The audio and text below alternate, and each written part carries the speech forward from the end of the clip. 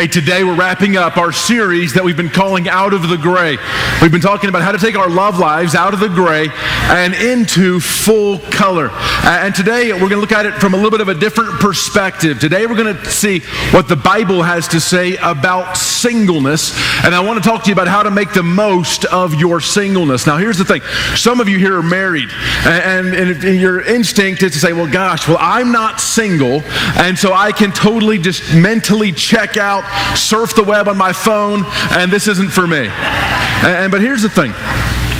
The reality is that the fastest growing part of our population are single adults.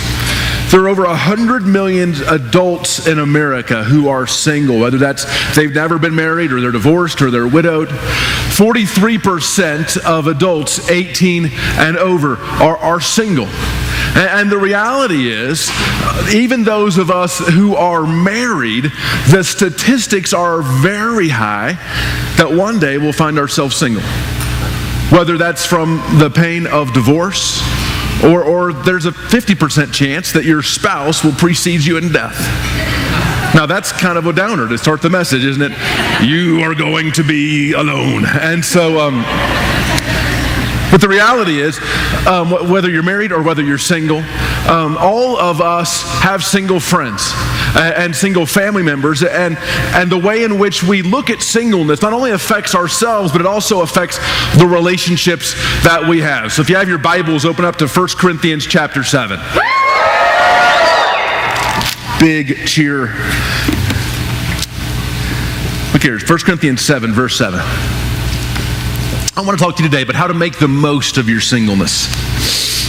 1 Corinthians 7, verse 7, it says this. Paul says, I wish that all were as I myself am, but each has his own gift, remember that, from God, one of one kind and one of another. Here's the thing. If you're going to make the most of your singleness, you first have to understand that singleness is not a defect.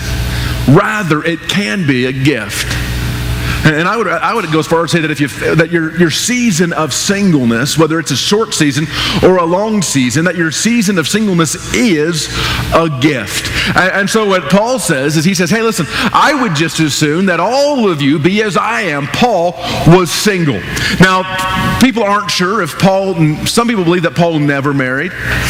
Many people believe that Paul at one point was married. Many people believe that that as advanced as Paul was in Judaism, he was probably a part of the Sanhedrin, and to be in the Sanhedrin, you had to be married. And so then some speculate that maybe Paul was divorced. Some speculate that maybe when Paul began following Jesus, that maybe his wife left him. Others speculate that maybe Paul was a widow. But what we know for sure is that Paul was single, and what Paul here is saying is that singleness can be a very good thing.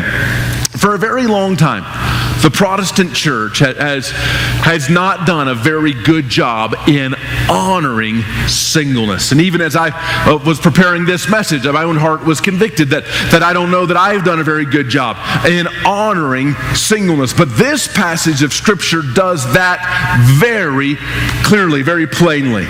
There's different kinds of singleness. Some people are single for a season. But some people, whether they're young and single or older and single, whether they've never been married or hope to be married again one day, some people are in a season of singleness but don't imagine that they're going to be single for the long haul. Other people are surprised to be single. Other people, if you were to think in the past, if you were to look forward to yourself at this stage in your life, you always thought you'd be married.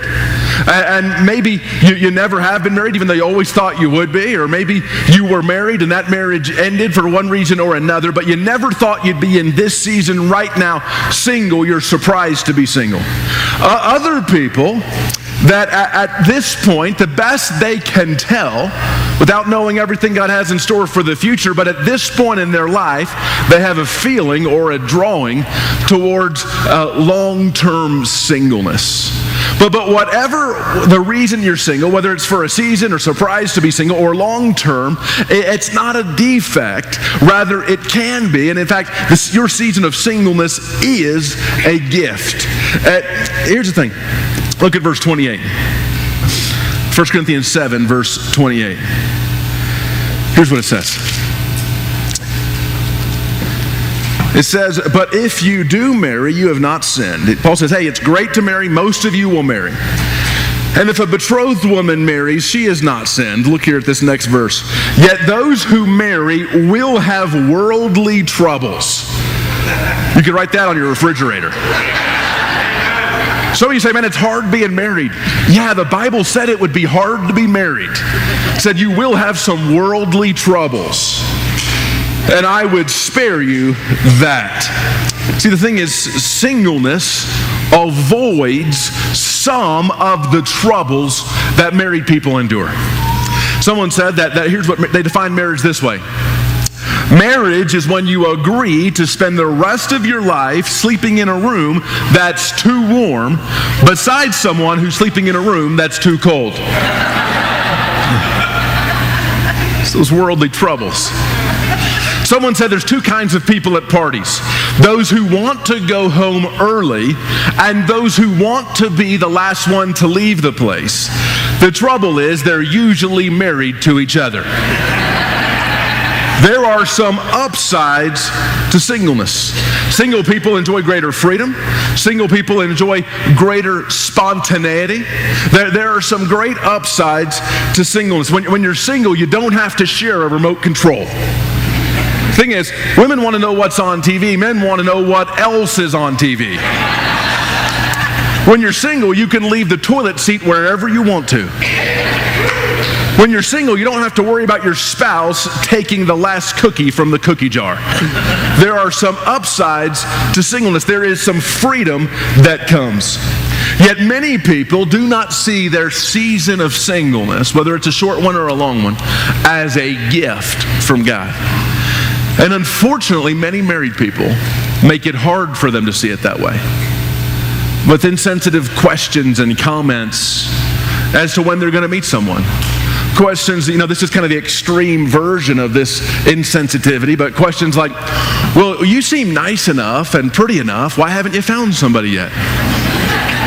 And that kind of, if you've been single very long, you've heard that kind of a question, usually from your mom, and so, and it kind of adds into this feeling of singleness as a defect. But the Bible says the opposite.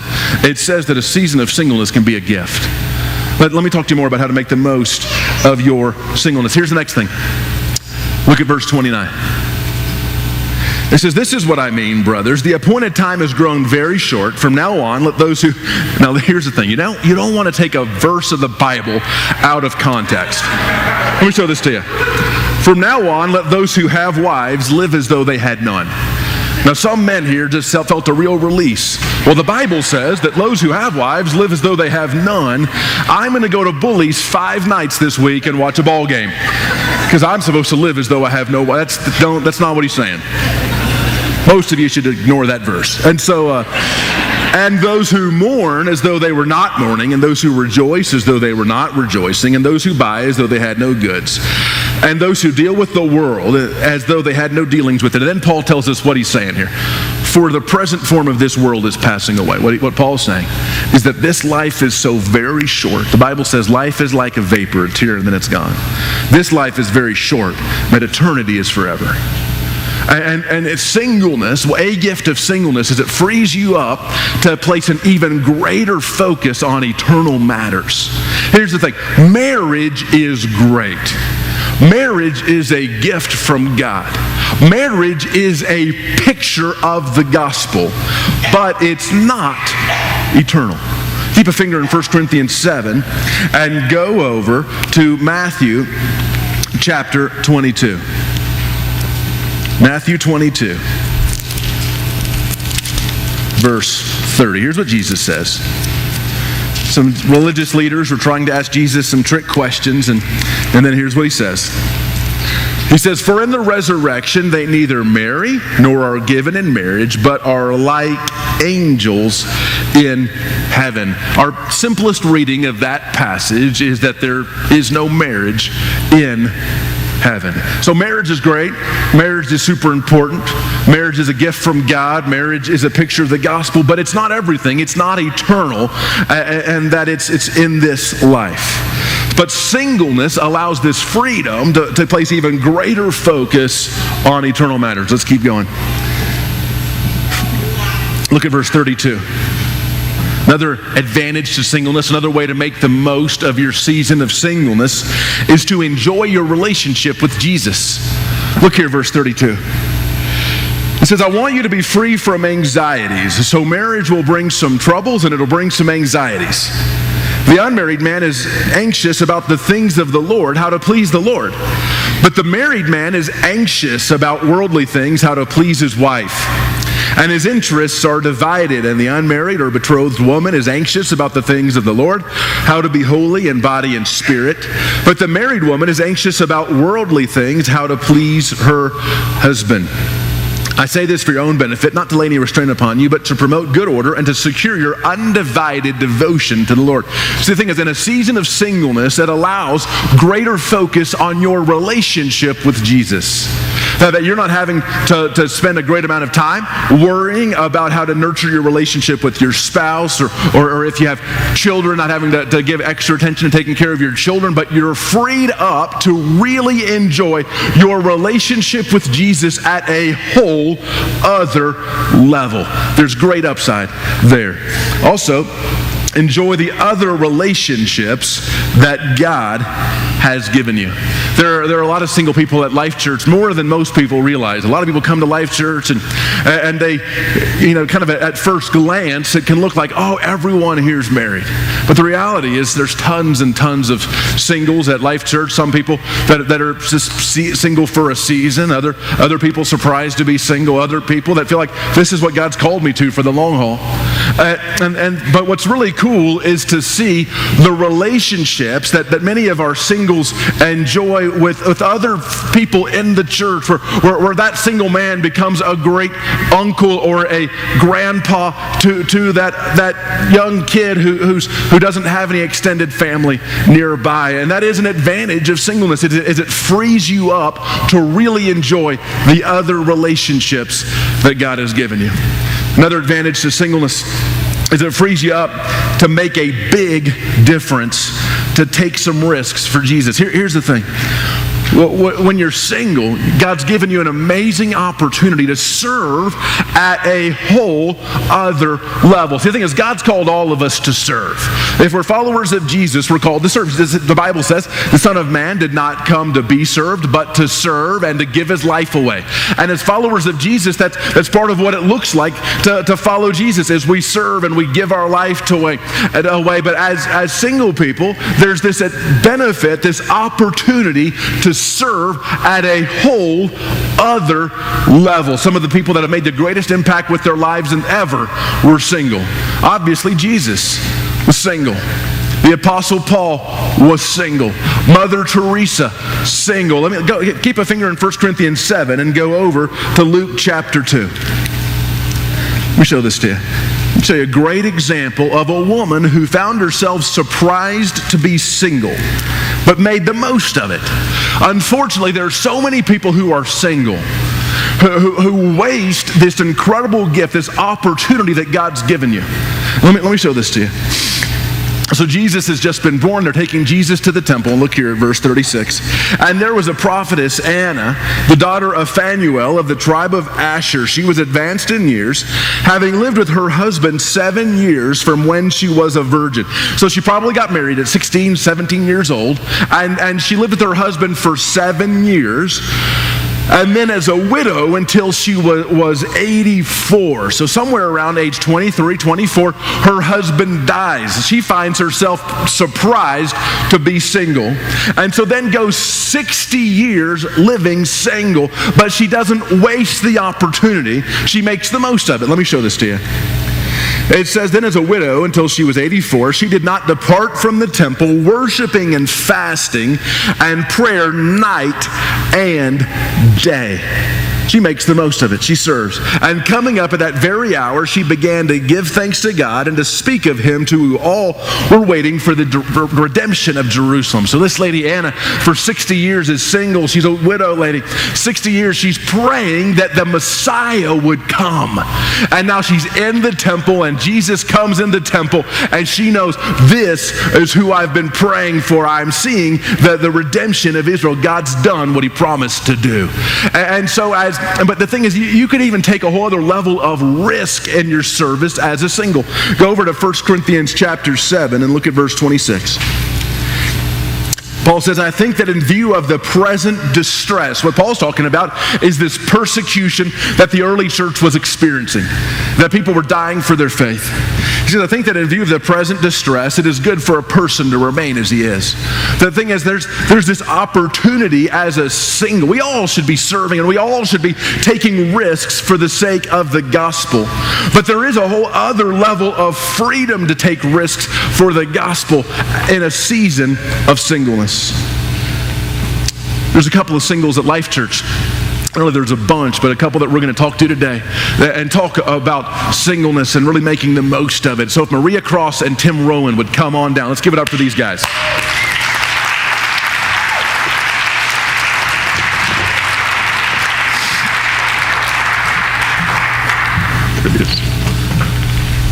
This is Tim, and this is Maria coming up. Still walking. Good morning. Now, Maria, why don't you take the mic and once you start. And so Maria and Tim, we have a ton of singles at LifeChurch, and Maria and Tim are two of them that as I've gotten to know each of you over the last couple of years, just been impressed about how it seems like you're seeking to make the most of this season. So Maria, just take a couple of minutes, take 2 or 3 minutes, talk to us about you, your journey of singleness, and kind of how you've chosen to utilize your singleness to make a big difference. Talk to us. Good morning. My name is Maria Cross, and I'm happy to be here with you. I'm originally from San Francisco, became a Christian around this time in 1983, and a lot of what he said is true. The first 10 or 15 years, I was convinced you should get married, you should get married, you should get married, and I'm not married. And were people pressuring you and like, you got to get married? Yes, because when I was a Christian, almost everyone was in their 20s, so of course they figured if you're 20, so you don't sin, you should get married.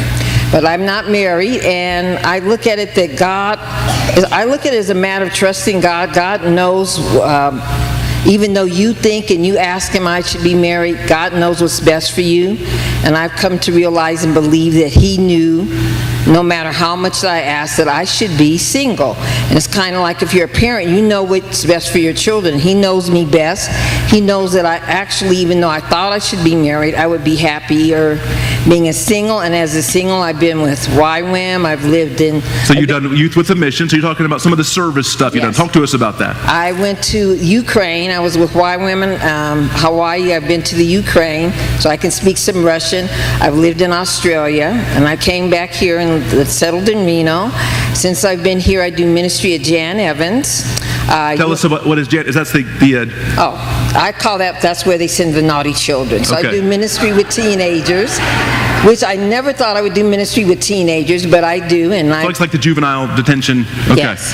Oh, I'm sorry. I assumed everyone knew that. Okay, yes, the juvenile detention, and I actually do ministry and speak with them and encourage them to tell them they could do better. With God's help, they don't have to be there. I also do ministry with international students up at UNR, which is great because every tribe, tongue, and nation's represented there. It's an opportunity for Americans to change the perception of what they have learned about Christians and Christianity. There are a lot of people from Iran, that's the correct way to pronounce it. I made friends with some of them, Brazil, China, Japan, and it's a good opportunity because for us to show what it is to be a Christian, not all the stereotypes they've heard. And you're also a part of our team launching the Denslow Community Church with Pastor Bill downtown. You're serving in a big way there. So Maria, would it be true that you feel like you've been able to make a bigger impact serving than maybe you could have if you were married? Definitely. That's super cool. Yes. So I want to encourage you that are single, be like Anna, make the most of it, enjoy it. God knows what's best for you, and when it's time to get married, He will provide the person for you. Awesome. Thank you, Maria. Tim, talk to us. Well, my name is Tim Rowan. I've been with LifeChurch since the merge of the Vineyard. I've been a Christian for about 5 years. Before I was a Christian, I had a relationship. I ended up having a son who I now have full custody out of that whole situation.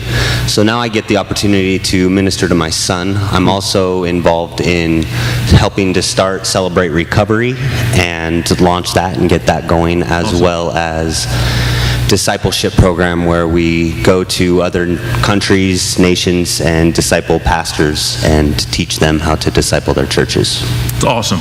And so Tim, now Maria has, it sounds like the best Maria can tell.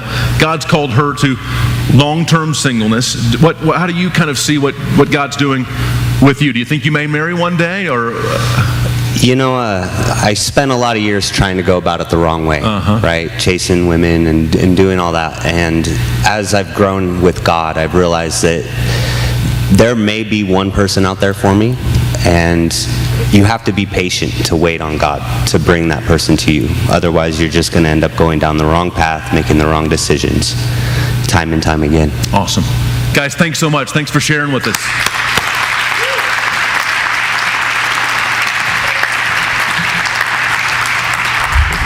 If you're going to make the most of your singleness, here's the next thing.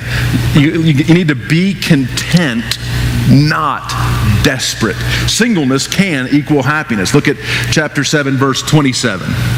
He says, are you bound to a wife? Do not seek to be free. Are you free from a wife? Do not seek a wife. He's saying be content.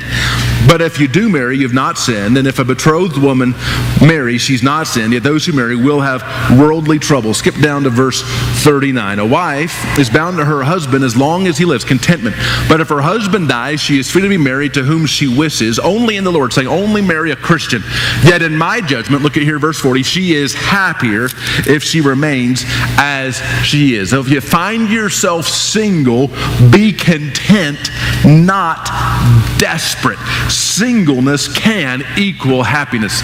So whether you find yourself single for a season or surprised to be single, or feel like this may be what God's got for me for the long haul, do all that you can to enjoy this season of your life, and do all that you can to make the most of this season of your life, and don't be desperate. The thing is, books and movies and music would tell us over and over and over again that you have to have somebody for you to be okay. But check out this clip.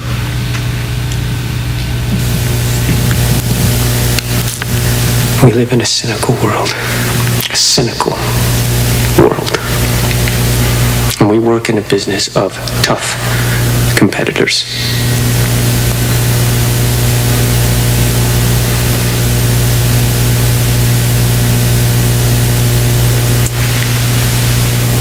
I love you.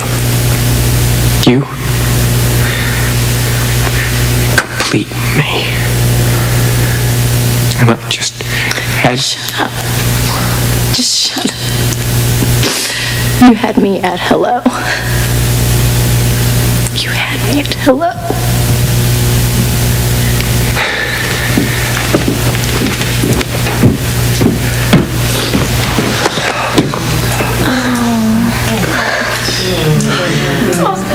You know this is the best.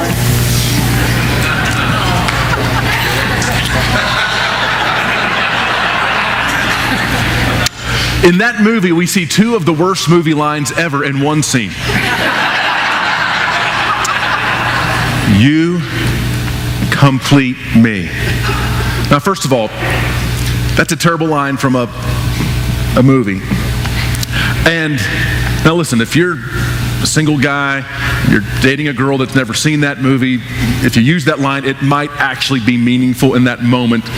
But here's the thing. Until she sees the movie, and then until she recognizes that it's just not true, here's the thing. You don't need another person to complete you. Jesus is the only one who can complete you. And as long as you're looking for someone to complete you, you will only find yourself disappointed over and over and over again. That's why people get divorced, is because they think that this other person is the key to all of their happiness. And if they can get them, then they're going to be all happy and blissful. And then when that wears off, then they think something's wrong with them. It is a terrible lie. Now, you had me at hello. That is not as untrue necessarily. And so here's the next thing. If you desire to be married one day and you're looking for Mr. or Mrs. Right, the best thing you can do is to become Mr. or Mrs. Right. If you desire to be married, the best way to find Mr. Right is to be and to become Mrs. Right. If you desire to be married, the best way to find Mrs. Right is for you to be and to become Mr. Right. The reality is, if you are looking for a 10, I'm not just talking physically. If you're looking for a 10, the best thing you can do is to become a 10. The reality is that everyone's looking for a 10, but nobody wants to do the work on their character to become a 10. But the reality is, like attracts like. And if you're staying home and playing video games all day and rarely bathing and not going... You're not going to find this godly supermodel who has $1 million in the bank. It's just not going to happen. Right? Lose that fantasy. The best thing you can do is to become Mr. or Mrs. Right. Work on your own character. If you want to one day find someone awesome, then become someone awesome. Focus on you. Focus on your own growth. Let's get down to verse 36. Before church, someone said, "Hey, Dave, you can talk about sex today." And I said, "Not very much." And they looked very disappointed. And so if you've been waiting for it, here it is. All right, so chapter 7, look at verse 36. Here it is. "If anyone thinks that he is not behaving properly towards his betrothed." So he's saying, hey, you're dating somebody, and you guys are beginning to cross some physical boundaries that go beyond holiness. "If his passions are strong, and it has to be, let him do as he wishes, let them marry. It is no sin." Let's skip up to verse 8 and 9. Verse 8. He says to the unmarried and the widows, "I say that it is good for them to remain single as I am." Look here, verse 9. "But if they can," when I was 20 years old, this was my life verse. But if they cannot exercise self-control, they should marry, for it is better to marry than to burn with passion." So here's what the Bible here is saying. If singleness and holiness are a challenge, then marriage should be sooner rather than later. Here's the thing. I'm a believer in relatively short courtships. If you are a young adult and you have been dating the same person for 2 years and marriage is not in the works, then one of a few things is happening, and I will share with you what those things are in the order of likelihood. Number one, you have given up trying to live a holy life. So you are pretending you are married when you are not. And then ladies, and you wonder why he's not marrying you. Ladies, let me give you the truth about men. Here's the thing. You're giving him all of the privileges of marriage without any of the responsibilities. And most men, when given the choice of lots of privileges and very few responsibilities, we love that. And if you wanted to use the agricultural metaphor, which is a terrible idea, but I will. You are giving him the milk without making him buy the cow. The unfortunate thing is you are calling yourself a cow. So avoid the agricultural metaphor. In the words of the great theologian Beyonce, because if you like it, you should put a ring on it. If you like it, you should put a ring on it. So, that is the highest likelihood of what's happening. Second, less odds. Neither one of you has a very strong sex drive. Or you're not very physically attracted to one another. I personally think it's a terrible idea to marry someone that you're willing to wait 4 years to have sex with. Yeah, that's what I think. And so,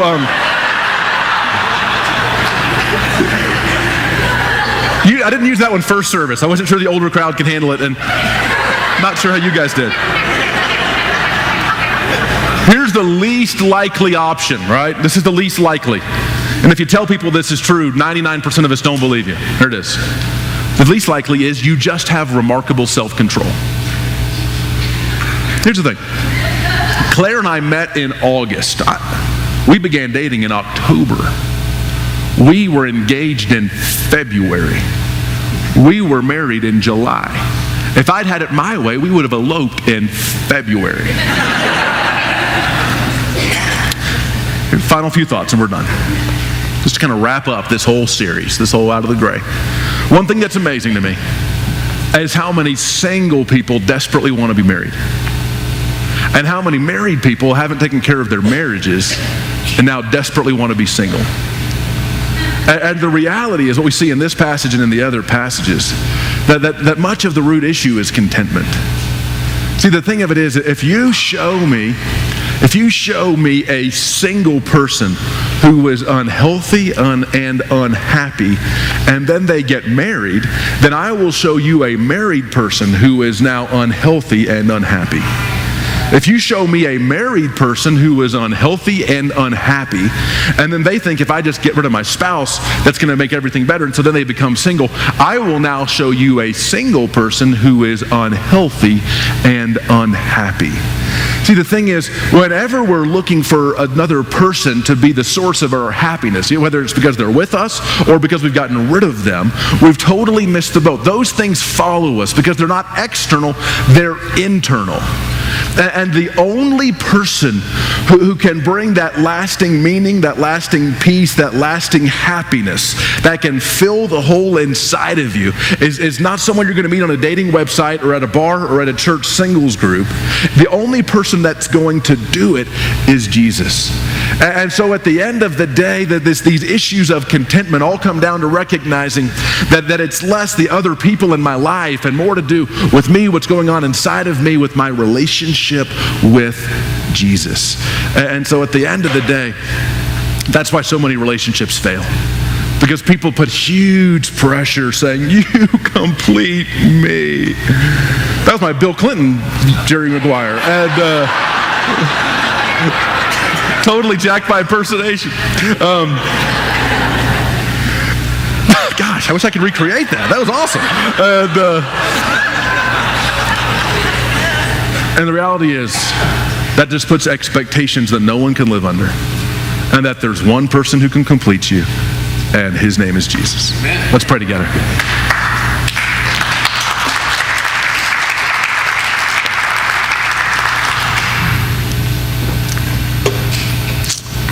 So, Father God, I do want to pray, Lord, for all the single people here. Lord, that they would recognize that this season of their life, whether it's long or whether it's short, is a gift from you. Lord, and that they would make the most of this opportunity. Lord, to press in their relationship with you at a whole other level than they ever have before.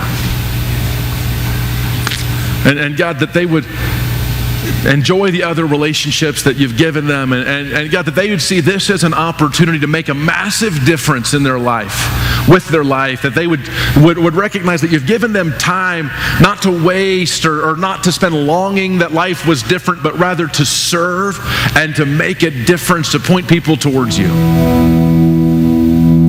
And God, for all of us, single or married, wherever we find ourselves, Lord, that we be people that find our ultimate fulfillment, our ultimate contentment, our ultimate source of joy and peace and all these things in you. And it's in Jesus' name we pray. Amen.